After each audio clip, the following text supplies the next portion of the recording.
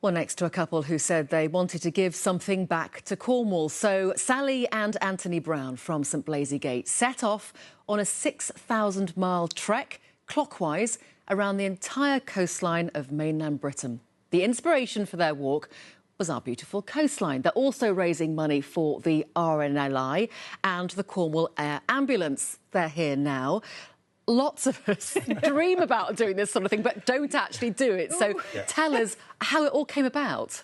Well, it was literally 9 years ago that a childhood dream of mine was to walk around the Cornish coast, and we did that back in 2015. We loved it so much that we just wanted to carry on, but of course then we couldn't. So we needed to then work out how can we do this walk around the whole coast of Great Britain. And yeah, 9 years later and all the planning, here we are. Nearing the end of 11 months in. 11 months in, yeah. So how are you doing it? You must have support along the way.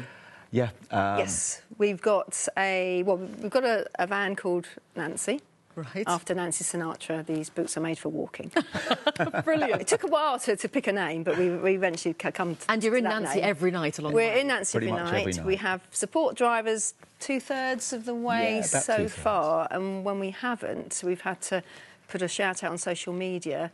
Can anybody pick us up and drop us back to the van? And all the way around the country, people have picked us up and dropped us back. So you've had apart from about support. three, Great support, public transport, amazing. People are absolutely amazing, incredible. So I'm looking for the right answer here. What's the best part of the country you've been to so far? Well, we've left the best till last. Yeah. That was Exactly. all part of our planning. It is. You know, 9 years of planning, and this doesn't happen by accident. You leave the southwest coast path until last because, you know, there's no other part of the country where you have day after day after day of just glorious walking. So it's a continuous, just stunning scenery, However, it's been a really wet winter. It's been an awful autumn, and actually it feels like autumn today. I mean, you've endured some pretty nasty conditions. How's that been? It's been a challenge, hasn't it, really? I started off 6'4". I've shrunk a little bit. It's worse if you hear the rain on the van. Goodness. No, it's going to be wet all day, and you think, ugh.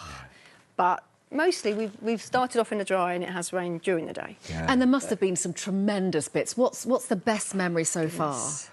Goodness, the best memory. Scotland for me, the Highlands, and where we've parked the van at night, see a sunset, see a sunrise.